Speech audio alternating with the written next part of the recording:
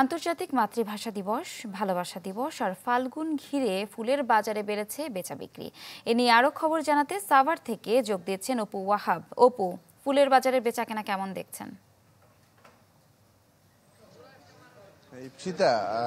বিশ্ব ভালোবাসা দিবস এবং পয়লা ফাল্গুনও কিন্তু একটি উৎসব, সেই সাথে আন্তর্জাতিক মাতৃভাষা দিবস, তিনটি দিবসকে ঘিরে কিন্তু একটি উৎসবের আমেজ, বিশেষ করে ফুলের বাগান এবং বাজারগুলোতে। আমি এই মুহূর্তে রয়েছি সাভারের একটি বাজারে। এখানে হয়তো আপনি দেখছেন যেখানে কিন্তু পসরা সাজিয়ে বসেছেন দোকানিরা।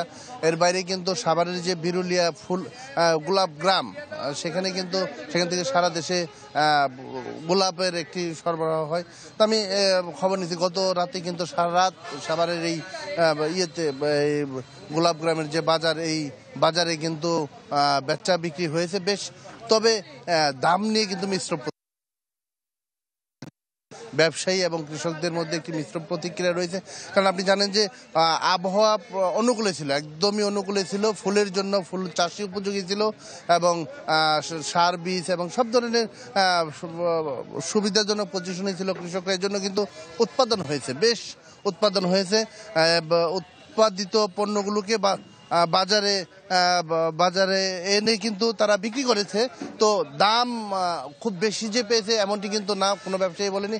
অন্যান্য বছর কিন্তু 300 ফুলের যে একটি গোলাপের বান্ডেল থাকে, সেটি কমপক্ষে 3000 থেকে 4000 5000 পর্যন্ত হয়।